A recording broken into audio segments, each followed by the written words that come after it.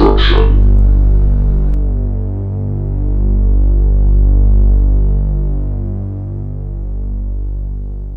up, everybody? It's the Hardy Construction. You can find us at hardyconstruction.tumblr.com, youtube.com/hardyconstruction, as well as facebook.com/the Hardy Construction with yours comp, and Mr. Belvedere, as well as Jenny from the horrorharbor.tumblr.com. It's not it's because she threw me off with using a fake name.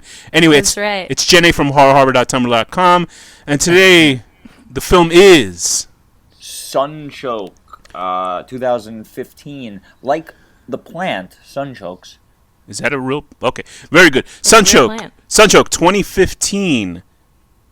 Directed by. Fascinating story. Directed by Ben Gracious-man. Written by him as well.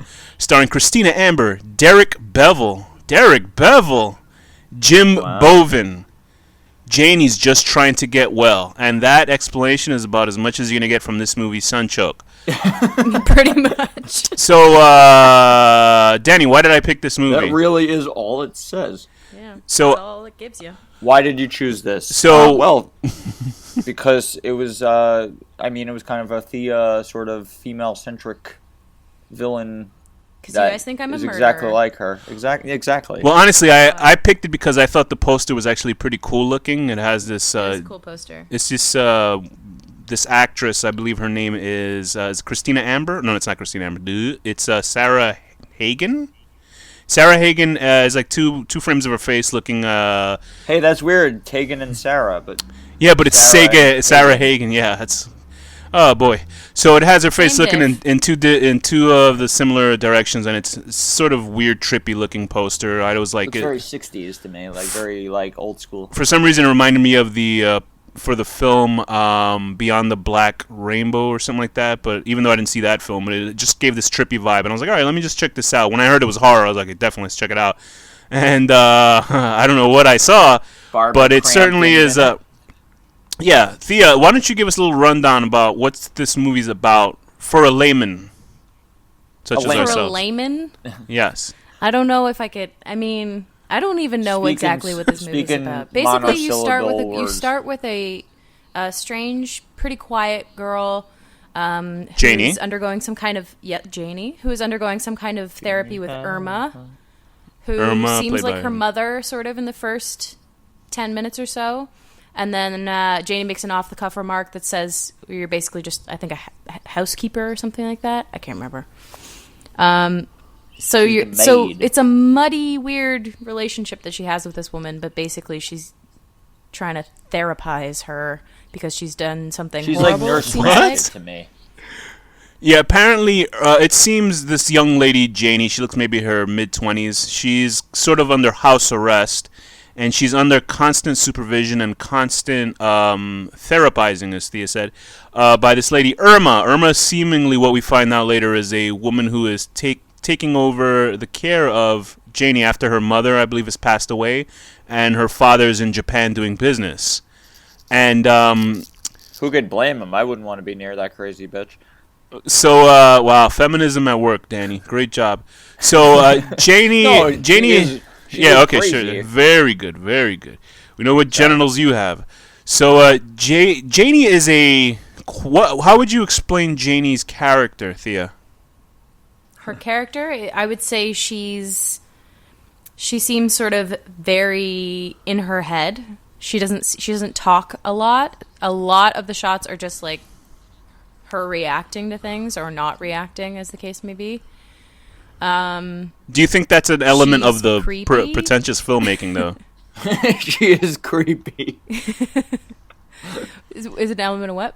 Do you think it's more of an element of the filmmaking itself, though? Is it just like it's not real? Is it sort of? It is supposed to be like a character study, I assume, but there's not really much character going on. This is a woman who needs like a service dog to keep her happy, like for real. It's hard because like they don't give you a lot of context really for necessarily why she is the way she is, except for maybe the last like 10 minutes. Yeah, this is a film. This is a film even. where they're trying to give you a giant grand mystery, but they actually never reveal what the mystery is. I feel like Right. she must have had some kind of injury that made her this She way. tried to commit suicide, so maybe she's has some sort of Like maybe she didn't get enough oxygen to the brain, and it caused her to As a baby. Yeah, Well, that's what sort they of, like, said. she sort of says that almost. I don't know. It's very confusing. Yeah, 'cause, She's- no, I totally got the impression that she used to be a somewhat normal girl in a rich family, and then she just something happened, Snapped.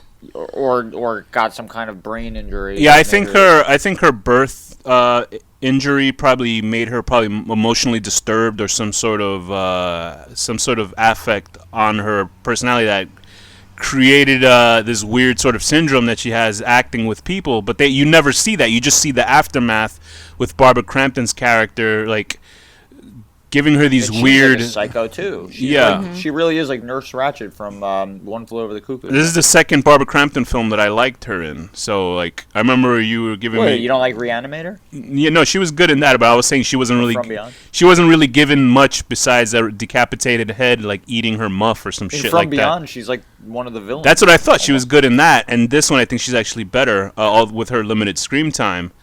She's actually in another film I just saw called Little Sister that you can see on Netflix. That's really good, and she's actually playing a nice character in that film. Very Is it horror?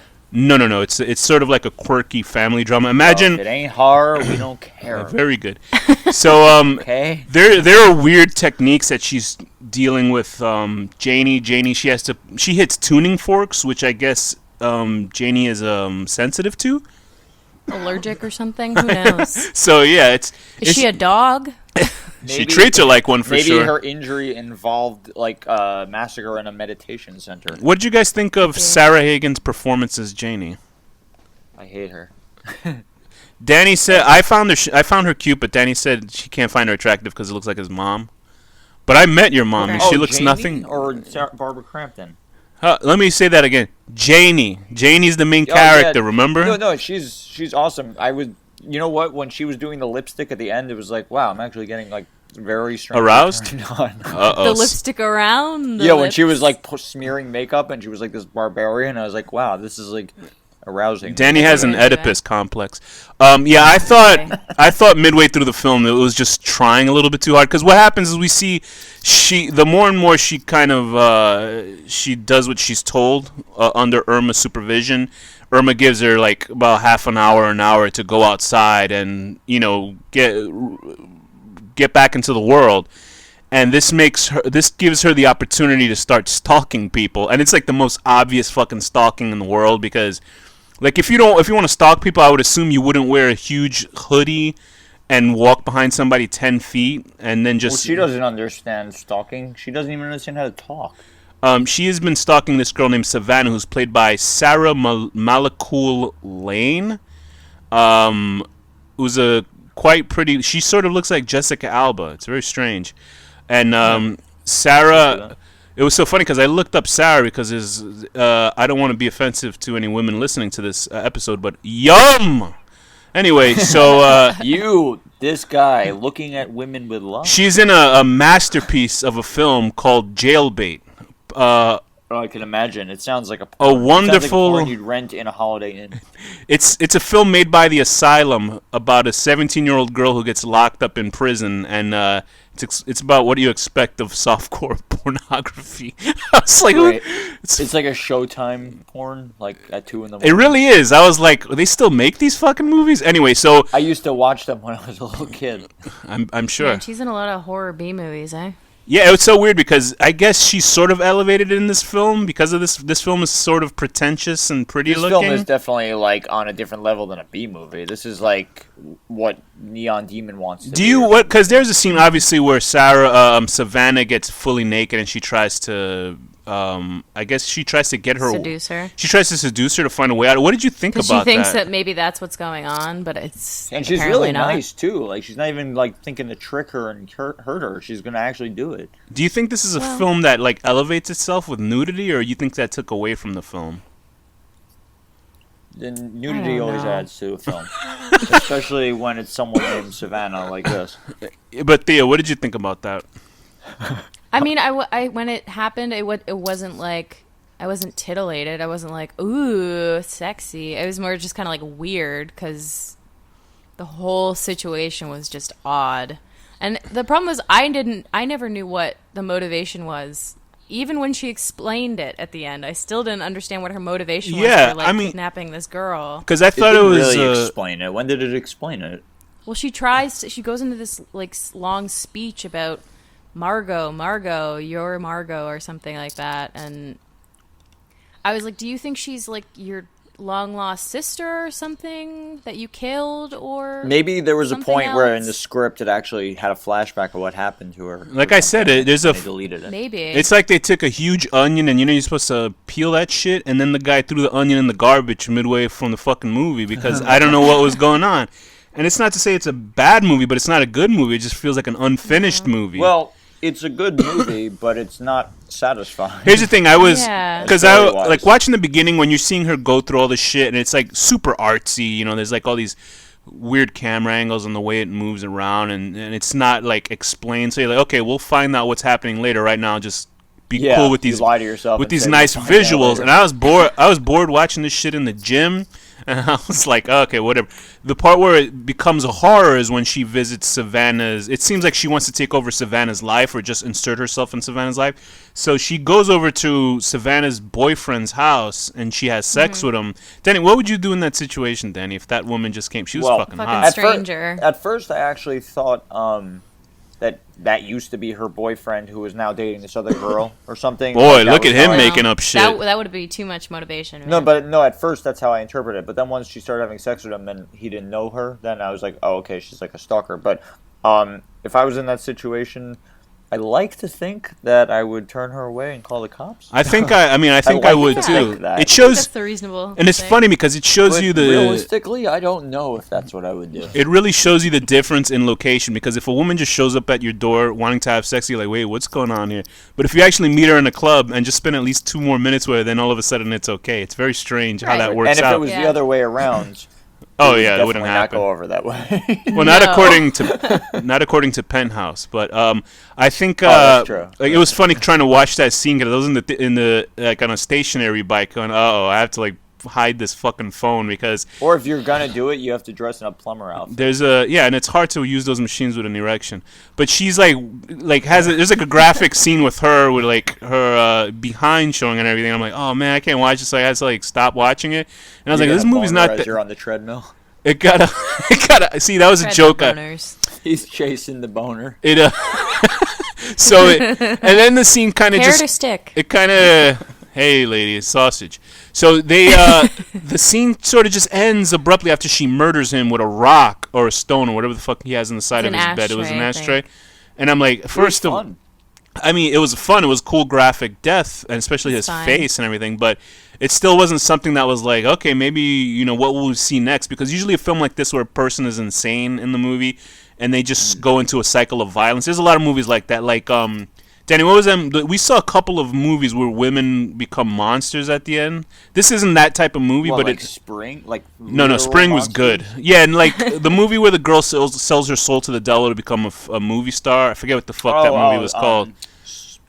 Starry Eyes. Starry Eyes, and even the one about the sexual disease that girl gets and she becomes a zombie. Shit like that, where she starts killing people. Yeah, well, that was basically Starry Eyes. But with zombies. Yeah, so I thought this was going to become that in a way, and it does in a sense, but it seems like it's trying to take itself way too fucking serious and too arty, and you're like, what the hell's going on? It's a super pretentious film. It is, and I don't. With that in mind, and that there's this like kind of surreal no story, I actually kind of enjoyed it. I thought it was okay. It was funny because at that point when she kills the guy and it was like a graphic murder, and I was like, okay, I'll give this movie a 7 in my head at that point.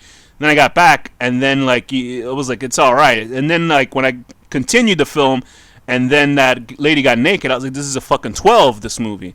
But then after that scene, happened, I was like, then it went back to like boring shit. Then it was like some weird sort of Misery. Like it felt like the movie Misery, but they only had $120 budget for it, even though Annie Wilkes is super hot. Yeah, and everything looked fine, and the the camera work and everything looked good, and she looks like the girl. The main girl looks like the actress from The Last of Us. I'm trying to think of the actress who plays her. She looks like my mom. It's kind of weird. I've met your mom. She doesn't look like her. To me. I've got to see a photo of your mom when she was like 20, because I don't know what. My mom, like, you know, when she was a kid, like, she looked like that. It was weird.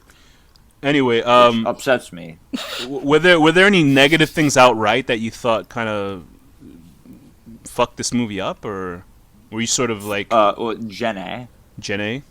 I don't know. Just that I feel like I didn't get any motivation. Like, I didn't understand her, and I feel like if it's a character piece, which I feel like it is to some extent, you got to get something of that person. Like, you have to sort of know. You got to get somewhere where they're coming from. You got to get character out of it. Yeah, well, something. We got to see her butt. Well, I think we did get a little bit of her character-ish from, like, at least from her interactions with Irma. So, because I think that was the most compelling part for me, was just sort of the two of them and their weird-ass relationship where she shaves her with a straight razor. Mm-hmm. It felt like so fucking... Seems like a good idea. Yeah, everything just felt so forced. She's actually more evil to me. Like, Jane is, like, a crazy person who, like, puts on, like, caveman lipstick and like stares at people. That all felt... That's cool. Like, this woman is like a grown woman who's like abusing a crazy person. Well, I wasn't sure. I don't think she was abusing her. Like, I thought it was going to be maybe like Janie was like a weird experiment or like cult thing. Okay, yeah, that would be. Brought her up that way. You made it a lot better. That's what some of the flashbacks were going to be. Yeah, that would have been better.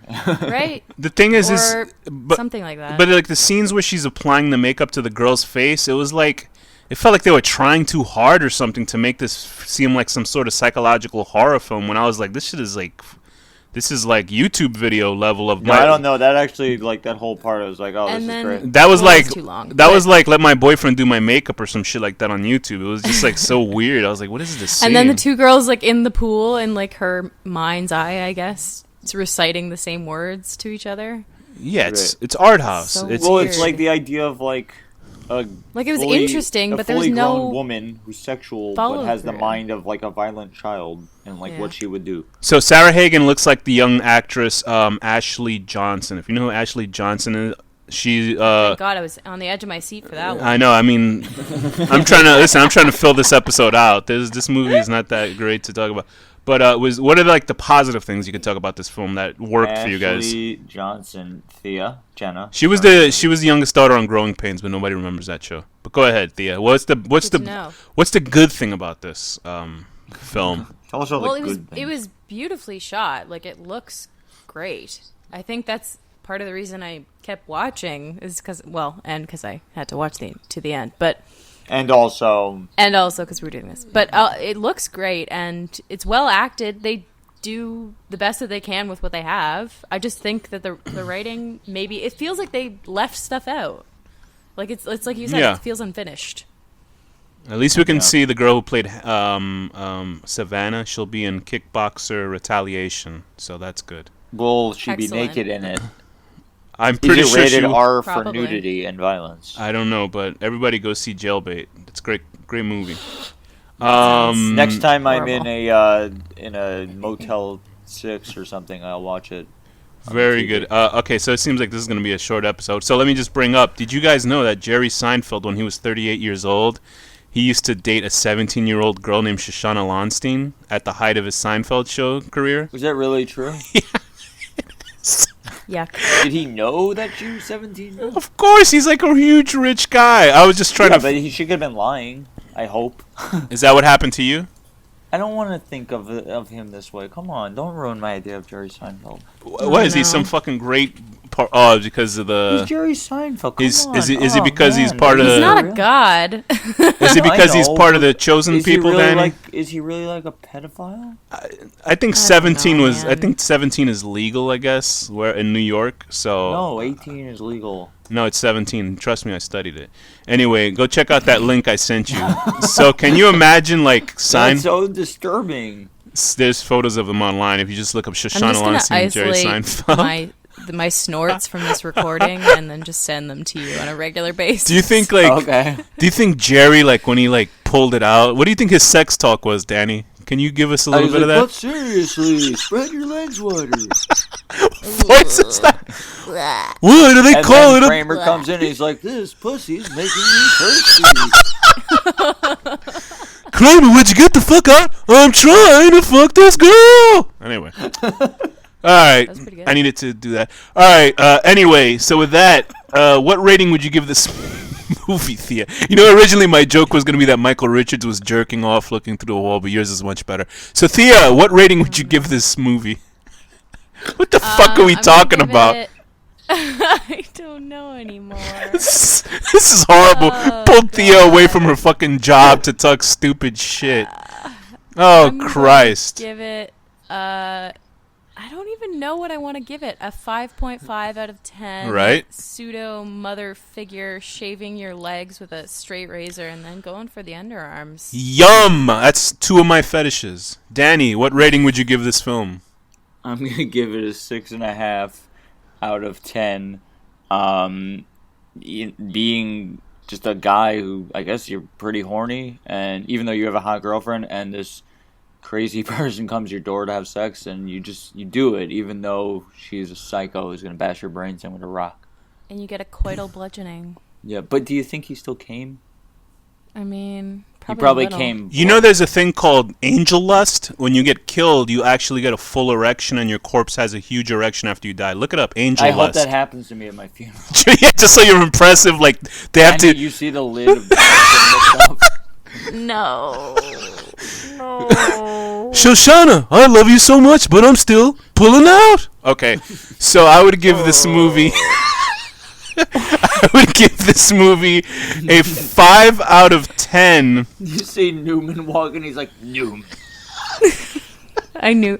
As soon as you Hello, brought it up, Jerry. I knew this is what it was going to turn into. Because this is the only good thing about this episode. I knew this was going to happen. Jerry, are you fucking that girl, Jerry? Jerry! Anyway, see, that was George. I would give this a 5 out of 10. I'm sweating in my room. I can't help it. A 5 out of 10 putting a dog collar on a woman and shocking the shit out of her. With that, Danny, what's the final word? Jerry! Thea, what's the final word? Oh. That's it. Just a sound. Oh, wait, I did it backwards. Danny, what's the final word? It's too late. Danny, I have OCD. Please tell me what's the final word. Danny, what's the final word? I can't think of words. I'm laughing. Just say it again. Popcorn.